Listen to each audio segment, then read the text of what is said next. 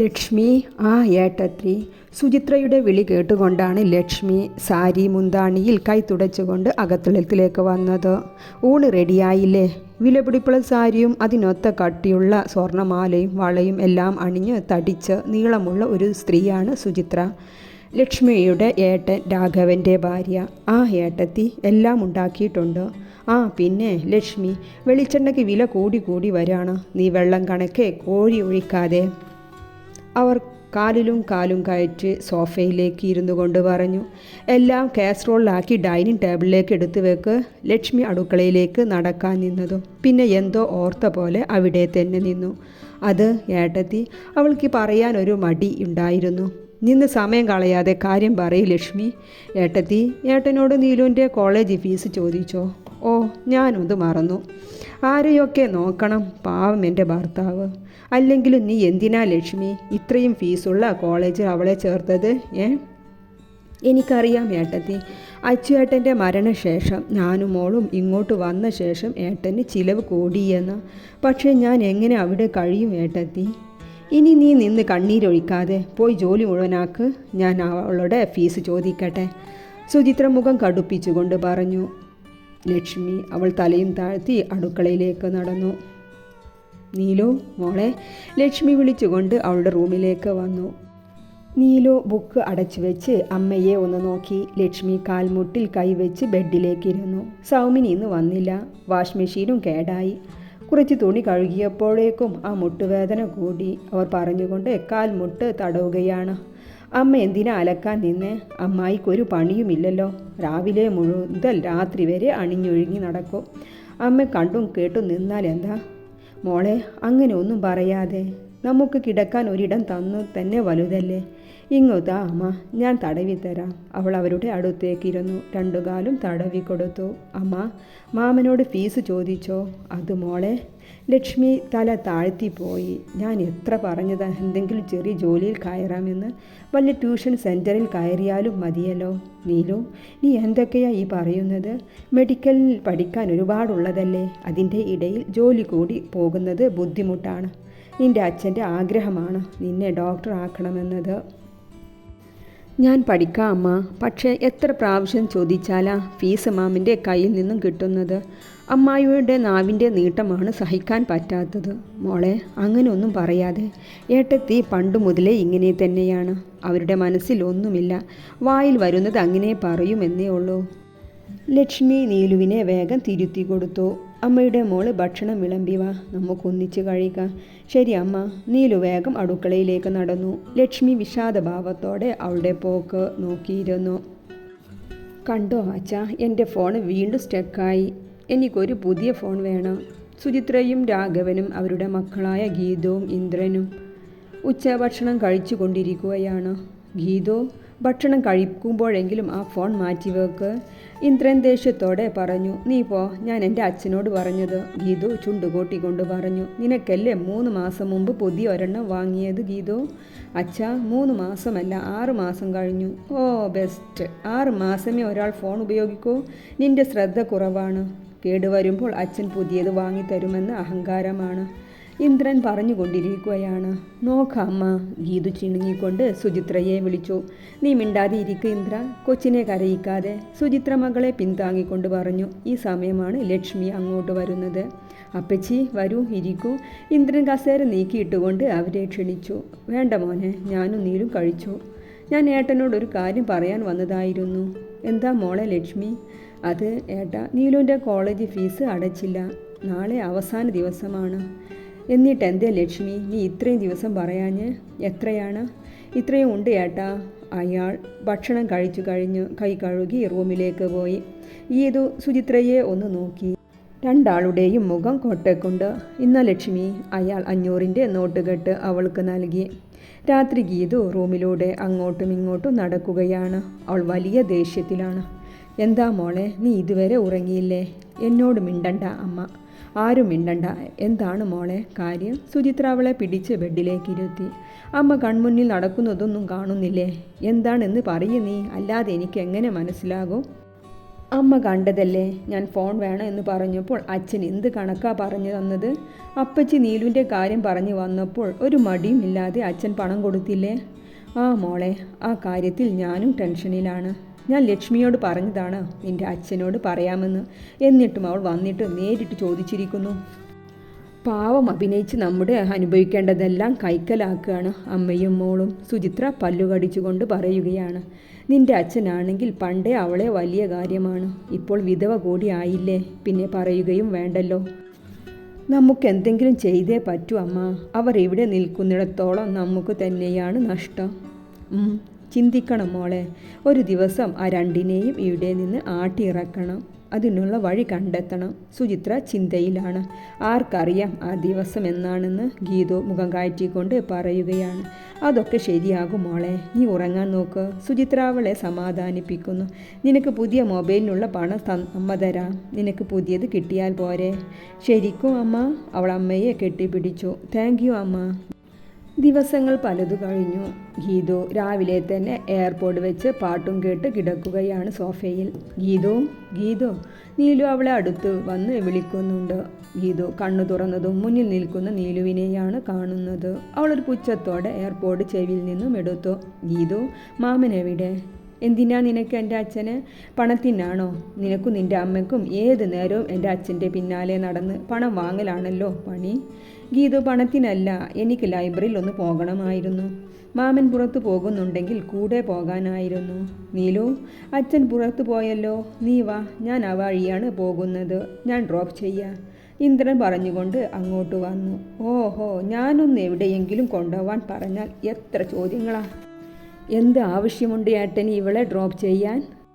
നോക്ക് ഗീതു, നീ ഇത്രയും താരതമ്യം ചെയ്ത് പറയാണ് ഇവിടെ ഇപ്പോൾ എന്താ ഉണ്ടായത്? നിനക്ക് പുറത്തു പോകണമെങ്കിൽ വാ, ഞാൻ ഡ്രോപ്പ് ചെയ്യാം. ഇന്ദ്രൻ ഗീതുവിൻ്റെ സംസാരം ഇഷ്ടപ്പെടാതെ ദേഷ്യപ്പെട്ടു. വേണ്ട, എനിക്ക് പോകണമെങ്കിൽ ഞാൻ എൻ്റെ സൗകര്യത്തിന് പോയിക്കൊണ്ട്. അവൾ അവനെ നോക്കി പുച്ഛിച്ചുകൊണ്ട് എയർപോർട്ട് ചെവിയിലേക്ക് തന്നെ വെച്ചു. വേണ്ട ഇന്ദ്രേട്ടാ, ഞാൻ ഒറ്റയ്ക്ക് പോയിക്കൊണ്ട്. നീലുവിന് വല്ലാതെ ആയി.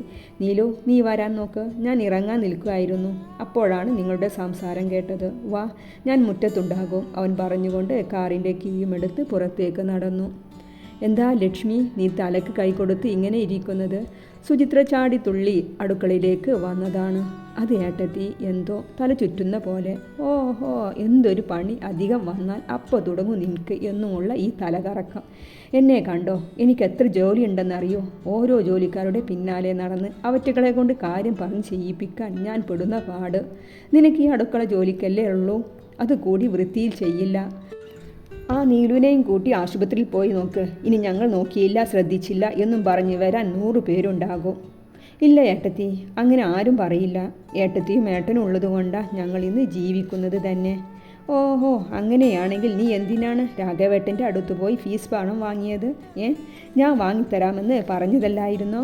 അയ്യോ ഏട്ടത്തി, എനിക്ക് തന്നെ അറിയില്ലായിരുന്നു എന്താ ചെയ്യേണ്ടതെന്ന്. ഫീസ് അടച്ചില്ലെങ്കിൽ അവളുടെ പരീക്ഷ കട്ടാക്കും. അതുകൊണ്ടാണ് ഞാൻ. ലക്ഷ്മി ക്ഷീണിച്ച സ്വരത്തോടെ കരഞ്ഞു പറയുകയാണ്. എല്ലാറ്റിനും ഓരോ ന്യായങ്ങളുണ്ട്. ഏട്ടൻ്റെ മുന്നിൽ ഈ പൂകണ്ണീരും. സുചിത്ര പുച്ഛിച്ചുകൊണ്ട് പറഞ്ഞ് ചാടിത്തുള്ളി അകത്തേക്ക് പോയി. ഈ സമയമാണ് ഇന്ദ്രനും നീലുവും ബുക്കുമായി അകത്തേക്ക് കയറി വരുന്നത്. നിങ്ങൾ രണ്ടുപേരും കൂടി എവിടെ പോയിരുന്നു? അവരെ കണ്ടതും സുചിത്ര ഗൗരവത്തിൽ ചോദിച്ചു. അത് അമ്മ, നീലുവിന് ലൈബ്രറിയിൽ പോകണമായിരുന്നു, അവിടുന്ന് വരുവാണ്. ഓ, ഇപ്പോഴെല്ലാം സ്വന്തം ഇഷ്ടത്തിനനുസരിച്ചാണല്ലോ. ഇവളെയും കൊണ്ട് പുറത്തു പോകുന്നത് എന്നോടൊന്ന് പറയുക പോലും ചെയ്യാതെ. ഗീതു പറഞ്ഞില്ലേ അമ്മ, അവൾ അറിഞ്ഞതാണല്ലോ ഞങ്ങൾ പോയത്. എന്താ നിനക്ക് പറയാൻ നാക്കില്ലേ അവളെ പറഞ്ഞേൽപ്പിക്കാൻ? അമ്മയെ ആ സമയം ഇവിടെ എവിടെയും കണ്ടില്ല, അതാണ്. എന്തെങ്കിലും ആവട്ടെ. ലക്ഷ്മി, ഇന്ദ്രനുള്ള ഭക്ഷണം എടുത്തു വെക്കോ. വേണ്ട അമ്മ, ഇപ്പോൾ വിശപ്പില്ല. എന്തേ ഈ നേരം വിശക്കുന്നു എന്നും പറഞ്ഞ് വിളിച്ചു കൂവുന്നതാണല്ലോ. അത് അമ്മ, ഇന്ദ്രൻ ഒന്ന് പറയാൻ മടിച്ചു. അമ്മായി, ഇന്ദ്രേട്ടൻ നിർബന്ധിച്ച് ഹോട്ടലിൽ കയറി ഷവർമ വാങ്ങിച്ചു തന്നു.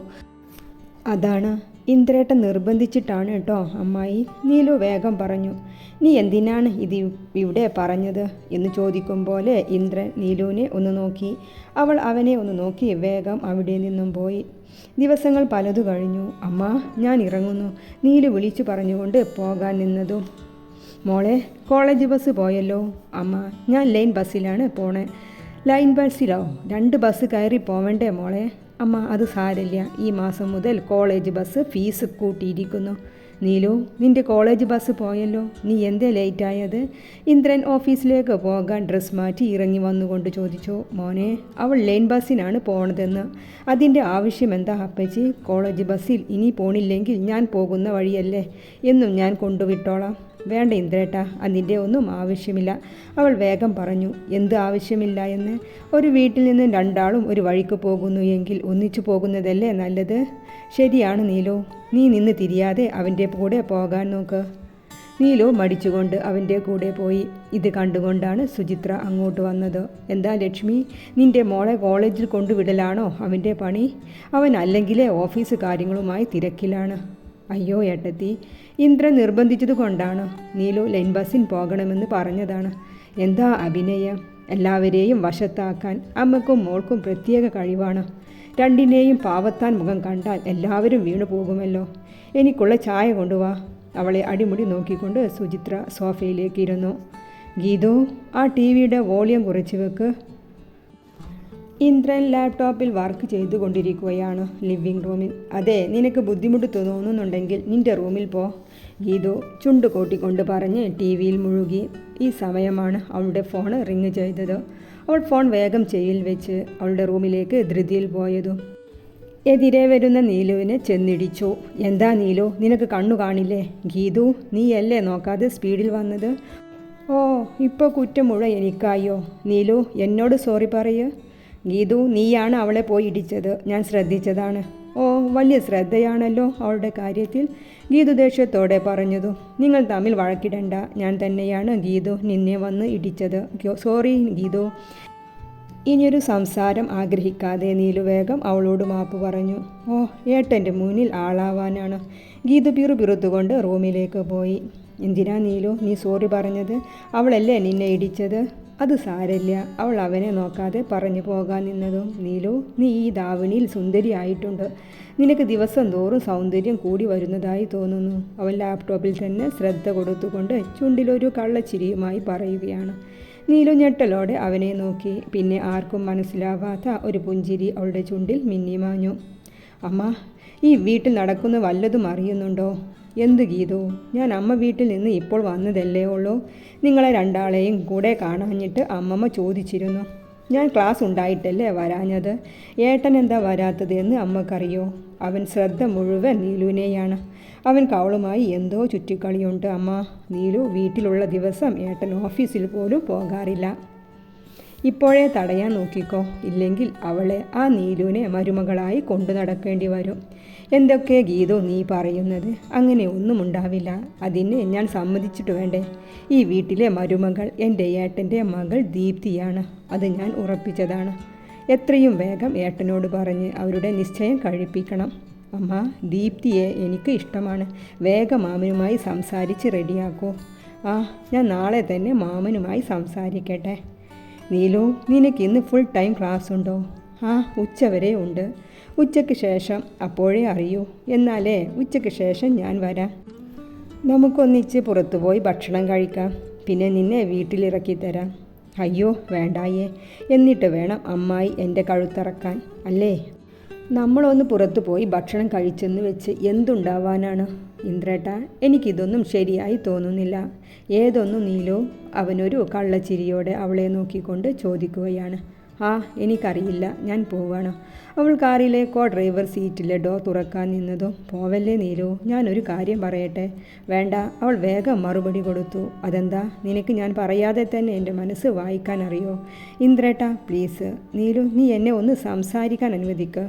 വേണ്ട ഇന്ദ്രേട്ടാ, എനിക്കൊന്നും കേൾക്കണ്ട. ഓ ഓക്കെ, എന്നാൽ ഞാൻ ഒന്ന് മാത്രം പറയാം. എൻ്റെ ജീവിതത്തിൽ ഒരു പെണ്ണുണ്ടെങ്കിൽ അത് നീ മാത്രമാണ്. നീലു അവനെ ഒന്ന് നോക്കിയെന്നല്ലാതെ മറുപടി ഒന്നും പറയാതെ കാറിൽ നിന്നും ഇറങ്ങി. ഇന്ദ്രൻ അവൾ കോളേജ് ഗേറ്റ് കടന്നു പോകുന്നതും നോക്കിയിരുന്നു. അമ്മ, എന്തൊക്കെയായി പറയുന്നത്? ഞാൻ എങ്ങനെ ദീപ്തിയെ വിവാഹം ചെയ്യും? എന്തേ, മുറപ്പെണ്ണിനെ വിവാഹം ചെയ്യുന്നത് ഇത് പുതിയ സംഭവമൊന്നുമല്ല ഇന്ദ്ര. അതല്ല അമ്മ, ഞാൻ ആ രീതിയിൽ അവളെ കണ്ടിട്ട് പോലുമില്ല. ഞങ്ങൾ നല്ലൊരു ഫ്രണ്ടായിട്ടാണ് ഇതുവരെ. ഞാൻ പറഞ്ഞതാണ് ഇന്ദ്ര ഇവളോട്, നിന്നോട് സമ്മതം ചോദിച്ചിട്ട് മതി അവിടെ പോയി വിവാഹം ഉറപ്പിക്കലെന്ന്. എന്തേ, ഞാൻ ഇവൻ്റെ അമ്മയല്ലേ, എനിക്ക് അധികാരമില്ലേ ഇതിനൊക്കെ? അധികാരമെന്നൊന്നും പറഞ്ഞാൽ ശരിയാവില്ല സുചിത്ര. വിവാഹമെന്നാൽ വിവാഹം ചെയ്യേണ്ട രണ്ട് വ്യക്തികൾ തമ്മിൽ തീരുമാനിച്ചെടുക്കേണ്ട കാര്യമാണ്. അല്ലാതെ അമ്മയാണെന്നും പറഞ്ഞ് ചെയ്യുന്നതൊന്നും ശരിയല്ല. അച്ഛാ, എനിക്ക് ദീപ്തിയെ അല്ല നീലുവിനെയാണ് ഇഷ്ടം. ഇനിയും മറച്ചു വെക്കാൻ കഴിയില്ല എന്ന് തോന്നിയതും ഇന്ദ്രൻ അച്ഛനെ നോക്കിക്കൊണ്ട് പറഞ്ഞു. സുചിത്ര ഞെട്ടലോടെ ചെയറിൽ നിന്നും എഴുന്നേറ്റു. എന്താ മോനെ നീ പറഞ്ഞത്? നീലു? നമ്മുടെ നീലുവിനെയാണോ? അതെ അച്ഛാ, എനിക്ക് ചെറുപ്പം മുതലേ അവളെ ഇഷ്ടമാണ്. അവളെ മാത്രമേ ഞാൻ വിവാഹം കഴിക്കൂ. അമ്മ. സുചിത്ര ഒന്നും പറയാതെ അവിടെ നിന്നും പോയി. മോനെ, എനിക്ക് സമ്മതമാണ്. ഞാൻ ലക്ഷ്മിയുമായി സംസാരിക്കട്ടെ. രാഘവൻ സന്തോഷത്തോടെ അവനെ തലോടിക്കൊണ്ട് പറഞ്ഞു. അച്ഛാ, അവന് വിശ്വസിക്കാൻ പറ്റിയില്ല. അവൻ വീണ്ടും ചോദിച്ചു, എന്ന് തുടങ്ങി നീലു നിന്റെ ഈ ചുറ്റിക്കളി? സുചിത്ര നേരെ വന്നത് നീലുവിൻ്റെ റൂമിലേക്കാണ്. അവൾ നാളത്തെ എക്സാമിനുള്ളത് പഠിക്കുകയാണ്. ലക്ഷ്മി അവളുടെ ഡ്രസ്സെല്ലാം മടക്കി അവളുടെ അലമാരയിലേക്ക് വെക്കുന്നുണ്ട്. എന്താ അമ്മായി, എന്ത് ചുറ്റിക്കളിയുടെ കാര്യമാണ് പറയുന്നത്? നീലു മനസ്സിലാവാതെ ചോദിച്ചു. ഞങ്ങളുടെ വീട്ടിൽ നിന്നിട്ട് എൻ്റെ മോനെ വല വീശി പിടിച്ചിട്ട് ഇപ്പോൾ ഒന്നും അറിയാത്ത പോലെയുള്ള നിൻ്റെ ഈ അഭിനയം ഉണ്ടല്ലോ, അത് എൻ്റെ അടുത്ത് വേണ്ട. അമ്മായി, എന്തൊക്കെയാണ് ഈ പറയുന്നത്? അങ്ങനെ ഒന്നുമില്ല. ഞാൻ ഇന്നുവരെ ഇങ്ങനെ ഒരു കാര്യം ഇന്ദ്രേട്ടനുമായി സംസാരിച്ചിട്ട് പോലുമില്ല. ഏട്ടത്തി, എൻ്റെ കുഞ്ഞിന് അങ്ങനെ ഒന്നുമില്ല. ഓ, ഇല്ലെങ്കിൽ പിന്നെ എൻ്റെ മോൻ എങ്ങനെ ഇവളെ ഇഷ്ടപ്പെട്ടു? കോളേജ് എന്നും പറഞ്ഞ് ഇവിടെ നിന്നും രണ്ടും കൂടി എവിടെയെല്ലാം കറങ്ങി നടക്കുന്നു എന്ന് ആർക്കറിയാം? അമ്മായി, തോന്നിയത് പറയല്ലേ.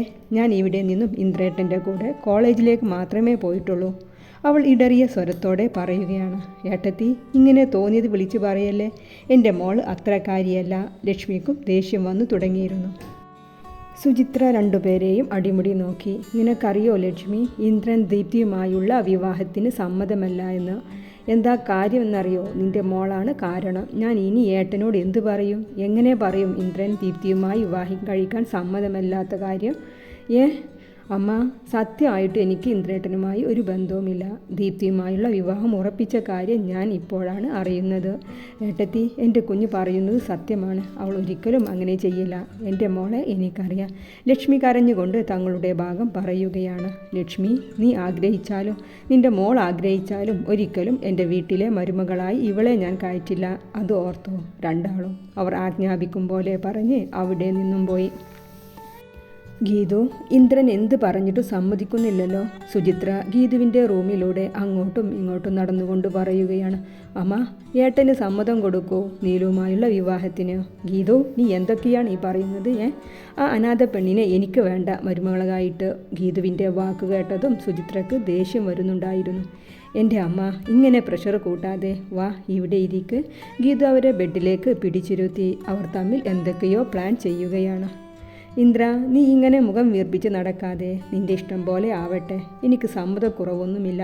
സുചിത്ര ഇന്ദ്രൻ്റെ അടുത്തേക്ക് വന്നുകൊണ്ട് പറഞ്ഞു. അവന് വിശ്വസിക്കാനായില്ല. അവൻ അമ്മയെ തന്നെ നോക്കി. സമ്മതമാണ് മോനെ, നിന്റെ ജീവിതമല്ലേ, അത് നിന്റെ ഇഷ്ടം പോലെ തന്നെ ആവട്ടെ. അല്ലേ രാഘവേട്ട? നമുക്കൊന്നിച്ച് ലക്ഷ്മിക്കടുത്ത് ചെന്ന് പെണ്ണ് ചോദിക്കാം. ഒരേ വീട്ടിലാണെങ്കിലും എല്ലാം അതിൻ്റെ ചടങ്ങിൽ തന്നെ നടക്കട്ടെ. സുചിത്ര കൗശല ബുദ്ധിയോടെ തന്നെ മുഖത്ത് വേണ്ടുവോളം സന്തോഷം വരുത്തിക്കൊണ്ട് പറഞ്ഞു. സുചിത്ര, നിന്റെ തീരുമാനം എനിക്ക് വളരെ ഇഷ്ടപ്പെട്ടു. അല്ലെങ്കിൽ നമ്മുടെ മോൻ്റെ ദുഃഖം നമ്മൾ തന്നെ കാണേണ്ടി വന്നിരുന്നു. രാഘവനും സന്തോഷത്തോടെ പറഞ്ഞു. ഇന്ദ്രൻ സന്തോഷത്തോടെ അവിടെ നിന്നും എഴുന്നേറ്റുപോയി. മോളെ, പഠിച്ചത് മതി, ഉറങ്ങാൻ നോക്ക്. അമ്മ, ഇത് കൂടിയുള്ളൂ. ഇത് കഴിഞ്ഞാൽ ഉറങ്ങിക്കോളാം. നീലു റെക്കോർഡ് എഴുതിക്കൊണ്ടിരിക്കുകയാണ്. ലക്ഷ്മി അവളുടെ അടുത്ത് ചുടുവെള്ളം കൊണ്ടുവച്ചിട്ട് ബെഡിലേക്ക് കിടന്നു. ഈ സമയമാണ് സുചിത്ര അവിടേക്ക് വരുന്നത്. ഏട്ടത്തി, എന്തേ ഈ നേരത്ത്? ലക്ഷ്മി ബെഡിൽ നിന്നും എഴുന്നേറ്റുകൊണ്ട് ചോദിച്ചു. ലക്ഷ്മി, മോളെ നീലു, എനിക്ക് നിങ്ങളൊരു ഉപകാരം ചെയ്യണം. പറ്റില്ല എന്ന് പറയരുതേ. അയ്യോ, എന്താ ഏട്ടത്തി ഇങ്ങനെയൊക്കെ ചോദിക്കുന്നത്? ഏട്ടത്തിക്ക് എന്ത് വേണ്ടത് ഞങ്ങളെക്കൊണ്ട് കഴിയുന്നത് ചെയ്തു തരാം. ലക്ഷ്മി വെപ്രാളത്തോടെ പറഞ്ഞു. മോളെ നീലു, എൻ്റെ കുട്ടി സുന്ദരിയാണ്, വിദ്യാഭ്യാസമുണ്ട്, ആർക്കും ഇഷ്ടപ്പെടും എൻ്റെ കുട്ടിയെ. പക്ഷേ ലക്ഷ്മി, എൻ്റെ മരുമോളായിട്ട് ഞാൻ ദീപ്തിയെ ആഗ്രഹിച്ചു പോയി. ഞാൻ എൻ്റെ ഏട്ടനോട് പറയുകയും ചെയ്തു ദീപ്തിയുടെയും ഇന്ദ്രൻ്റെയും വിവാഹക്കാര്യം. ഇനി അതിന് മുടക്കം പറഞ്ഞാൽ ആകെയുള്ള എൻ്റെ ഏട്ടന് എനിക്ക് നഷ്ടമാകും. അവരും ഞാനും തമ്മിലുള്ള ബന്ധം ഇല്ലാതായി പോകും. ലക്ഷ്മി. അതുകൊണ്ട് മോളെ നീലു, നീ ഇന്ദ്രൻ നിന്നെ വിവാഹം കഴിക്കാൻ സമ്മതം ചോദിക്കുമ്പോൾ ഇഷ്ടമല്ല എന്ന് പറയോ? മോളെ നീലു, ഞാൻ നിന്നോട് കാല് പിടിച്ച് അപേക്ഷിക്കാം മോളെ. അയ്യോ സുചിത്ര അവളുടെ കാലിലേക്ക് വീഴാൻ നിന്നതും നീലു വേഗം അവരെ പിടിച്ചു നിർത്തി. വേണ്ട അമ്മായി, ഞാൻ പറഞ്ഞുകൊള്ളാം ഇന്ദ്രേട്ടനോട്, എനിക്ക് ഏട്ടനെ ഇഷ്ടമല്ല എന്ന്. അമ്മായി ഇങ്ങനെ ഒന്നും ചെയ്യല്ലേ പ്ലീസ്. അവൾ കരഞ്ഞുകൊണ്ട് അവരുടെ കൈകൾ ചേർത്ത് പിടിച്ചു പറഞ്ഞു. മോളെ നന്ദിയുണ്ട്, ഒരുപാട് നന്ദിയുണ്ട്, അവർ പറഞ്ഞുകൊണ്ട് വേഗം അവിടെ നിന്നും പോയി. ലക്ഷ്മി ഒന്നും മിണ്ടാതെ അവളെ ചേർത്ത് പിടിച്ചു. നീലു, നീലു, ഇന്ദ്രനുറക്കെ വിളിച്ച് അവളുടെ റൂമിലേക്ക് ചെന്നു. അവൾ ജനലഴികൾ പിടിച്ച് പുറത്തേക്ക് നോക്കി നിൽക്കുകയാണ്. അവൻ അവളെ പിടിച്ച് അവൻ്റെ നേർക്ക് തിരിച്ചു. നീ എന്താ പറഞ്ഞത്? നിനക്ക് എന്നെ വിവാഹം കഴിക്കാൻ സമ്മതമല്ല എന്നോ? ഞാൻ നിന്നോട് പലവട്ടം പറഞ്ഞതല്ലേ നീലു എൻ്റെ ഇഷ്ടം. നീ ഇഷ്ടമാണെന്ന് പറഞ്ഞില്ലെങ്കിലും എനിക്ക് ഉറപ്പായിരുന്നു നിനക്ക് എന്നോട് പ്രണയമാണെന്ന്. എന്നിട്ടും നീ. ഇന്ദ്രൻ്റെ ശബ്ദം ഇടറി. നോക്ക് ഇന്ദ്രേട്ടാ, എനിക്ക് താല്പര്യമില്ല നിങ്ങളുമായുള്ള വിവാഹം. നീലു അവൻ്റെ മുഖത്തേക്ക് നോക്കാനാവാതെ കണ്ണുകൾ പായിച്ചുകൊണ്ട് പറയുകയാണ്. എങ്ങാനും അവൻ്റെ മുഖത്ത് നോക്കിയാൽ താൻ പൊട്ടിക്കരഞ്ഞു പോകുമോ എന്ന് അവൾ ഭയന്നിരുന്നു. നിങ്ങൾക്ക് എന്താ ഉള്ളത് ഇന്ദ്രേട്ട? നിങ്ങൾ വെറും ഒരു ഓഫീസ് ജോലി ചെയ്യുന്നു. എനിക്ക് വലിയൊരു പണക്കാരനെ കല്യാണം കഴിക്കണം. അനാഥയായി ജീവിച്ച എനിക്ക് എല്ലാ സൗകര്യത്തോടെയും ജീവിക്കണം. നീലു അതും പറഞ്ഞ് അവിടെ നിന്നും പെട്ടെന്ന് പോയി. ഇന്ദ്രൻ അവളുടെ വാക്കുകൾ കേട്ട് തരിച്ചിരിക്കുകയാണ്. ദിവസങ്ങൾ പലതു കഴിഞ്ഞു. നീലു ഇന്ദ്രനെ കാണുമ്പോഴെല്ലാം ഒഴിഞ്ഞു മാറി നടന്നു. എന്നാൽ ഇന്ദ്രൻ അവളെ വിടുകയില്ല എന്ന പോലെ അവളുടെ പിന്നാലെ തന്നെയുണ്ട്. രാഘവൻ്റെ ദിവസേനയുള്ള ക്ഷീണം കണ്ടിട്ടാണ് ഇന്ദ്രനും സുചിത്രയും ബോഡി ചെക്കപ്പിന് കൊണ്ടുപോയത്. റിസൾട്ട് വന്നപ്പോഴാണ് അയാളുടെ 2 കിഡ്നിയും ഫെയിൽഡായി എന്നറിയുന്നത്. പെട്ടെന്ന് കിഡ്നി മാറ്റിവെക്കണമെന്ന് ഡോക്ടർ പറഞ്ഞു. സുചിത്രയുടെയും ഇന്ദ്രൻ്റെയും ഗീതുവിൻ്റെയും കിഡ്നി കൊടുക്കാൻ വേണ്ടി ടെക്സ്റ്റ് കൊടുത്തതാണ്. ഇന്ദ്രൻ, നിങ്ങളുടെ അനിയത്തിയുടെ കിഡ്നിയാണ് മാച്ചായത്. ഡോക്ടർ ക്യാബിനിൽ നിന്നും പറഞ്ഞതാണ്. അവൻ സന്തോഷത്തോടെ പുറത്തേക്ക് വന്നു. വിവരം അമ്മയെയും ഗീതുവിനെയും അറിയിച്ചു. അയ്യോ, എൻ്റെ കിഡ്നി കൊടുക്കാൻ എനിക്ക് സമ്മതമല്ല, ഗീതു പെട്ടെന്ന് എഴുന്നേറ്റ് കൊണ്ട് പറഞ്ഞു. എന്താ മോളെ നീ ഇങ്ങനെ പറയുന്നേ? അച്ഛൻ്റെ ജീവൻ ഇപ്പോൾ നിൻ്റെ കയ്യിലാണ്. അമ്മക്ക് പറഞ്ഞാൽ മതി. ഞാനൊരു പെൺകുട്ടിയല്ലേ, ഒരു കിഡ്നി മാത്രമുള്ള എന്നെ ആരെങ്കിലും വിവാഹം കഴിക്കുമോ? അവൾ ചാടിത്തുള്ളി പറഞ്ഞുകൊണ്ട് അവിടെ നിന്നും പോയി. ഇന്ദ്രനും സുചിത്രയും എന്തു ചെയ്യണമെന്നറിയാതെ നിൽക്കുകയാണ്. എന്നാൽ ഇതെല്ലാം കേട്ടുകൊണ്ട് നീലും ലക്ഷ്മി അടുത്തു തന്നെയുണ്ട്. ഇന്ദ്രൻ അവരെ നോക്കുക പോലും ചെയ്തില്ല. 2 ദിവസം ടൈം കൊടുത്തിരുന്നു ഇന്ദ്രന് കിഡ്നി ഡൊണേറ്റിനെ കണ്ടെത്താൻ. അവർ പരമാവധി ശ്രമിക്കുന്നുണ്ട്. ഇന്ദ്രൻ, നിങ്ങളെ ഡോക്ടർ വിളിക്കുന്നുണ്ട്. രാഘവൻ ഇപ്പോഴും ICUവിലാണ്. ഇന്ദ്രൻ സുചിത്രയെയും കൂട്ടി ഡോക്ടറിൻ്റെ അടുത്തേക്ക് ചെന്നു. ഒരു ഗുഡ് ന്യൂസ് ഉണ്ട് ഇന്ദ്ര, ഒരാൾ കിഡ്നി നൽകാൻ വന്നിരിക്കുന്നു. അവരുടേത് സെയിം ആയിട്ടുണ്ട്. ആരാണ് ഡോക്ടർ? ഞങ്ങൾക്ക് അവരെ ഒന്ന് കാണാൻ പറ്റുമോ? സുചിത്രയാണ്. ഇല്ല, അവർ ഡീറ്റെയിൽ പുറത്തു വിടരുതെന്ന് പറഞ്ഞിട്ടുണ്ട്. നാളെ രാവിലെ തന്നെ ഓപ്പറേഷൻ നടത്താം. അതിനുള്ളതെല്ലാം ഞങ്ങൾ റെഡിയാക്കിയിട്ടുണ്ട്. ഈശ്വര, ആരായാലും അവർക്ക് നീ നല്ലത് വരുത്തണേ. സുചിത്ര മനസ്സുരുകി പ്രാർത്ഥിച്ചു. രാഘവൻ്റെ ഓപ്പറേഷൻ വിജയിച്ചു. അമ്മ, ഞാൻ ബിൽ അടച്ചിട്ട് വരാം. ഇന്ദ്രൻ അവിടെ നിന്നും പോയി. സുചിത്ര പ്രാർത്ഥനയിൽ തന്നെയാണ്. ഈ സമയമാണ് ലക്ഷ്മി ഒരു ഫയലും മാറോടടക്കി പിടിച്ച് മറ്റൊരു വഴിയിലൂടെ മുകളിലേക്ക് പോകുന്നത് കാണുന്നത്. ലക്ഷ്മിയല്ലേ അത്? അവൾ എന്താ ഇവിടെ? സുചിത്ര ചിന്തിച്ചുകൊണ്ട് അവിടെ നിന്നും എഴുന്നേറ്റു. അവളുടെ പിന്നാലെ നടന്നു. ഹോസ്പിറ്റൽ ബെഡിൽ കിടക്കുന്ന നീലുവിൻ്റെ അടുത്തേക്ക് ചെന്നു. മോളെ കണ്ണു തുറക്ക്. അവർ അവളെ വിളിച്ചു കൊണ്ടിരുന്നു. മോളെ ഉറങ്ങട്ടെ മാഡം, മരുന്നിൻ്റെ മയക്കത്തിലാണ്. ഈ ചെറുപ്രായത്തിൽ ഇത്രയും നല്ല കാര്യം ചെയ്ത് നിങ്ങളുടെ മോളെ ദൈവം കൈവിടില്ല. കിഡ്നി നൽകിയത് ആരാണെന്ന് പോലും അറിയിക്കാത്ത നിങ്ങളുടെ വലിയ മനസ്സ് ദൈവം കാണാതിരിക്കില്ല. എന്നാൽ ഇതെല്ലാം സുചിത്ര ചാരിക്കിടന്നിരുന്ന ഡോറിൻ്റെ അടുത്ത് നിന്ന് കേൾക്കുന്നുണ്ടായിരുന്നു. വാടിത്തളർന്നു കിടക്കുന്ന നീലുവിനെ കണ്ടതും അവരുടെ ഹൃദയം പിടഞ്ഞുപോയി. അവർ പൊട്ടിക്കരഞ്ഞുപോയി. ആഴ്ചകൾ പലതു കഴിഞ്ഞു. രാഘവൻ പഴയതിലും ഉന്മേഷവാനായി. ഗീതു, അപ്പച്ചിയെയും നീലുവിനെയും വിളിച്ചിട്ട് വാ. അവൾ അവരെ ഒന്ന് നോക്കി അകത്തേക്ക് പോയി. എന്തേ ഏട്ടത്തി, വാ ഇരിക്ക്. സുചിത്ര ലക്ഷ്മിയെ പിടിച്ച് സോഫയിലേക്ക് ഇരുത്തി. നീലുവിൻ്റെ കൈ പിടിച്ച് ഇന്ദ്രൻ്റെ അടുത്തായിരുത്തി. ഇന്ദ്രൻ നീലുവിനെ തന്നെ നോക്കുകയായിരുന്നു. കുറേ ആഴ്ചകൾക്ക് ശേഷമാണ് അവളെ നേർക്കുനേർ കാണുന്നത് തന്നെ. അവളുടെ കോലം കണ്ടതും അവൻ്റെ നെഞ്ചൊന്ന് പിടഞ്ഞു.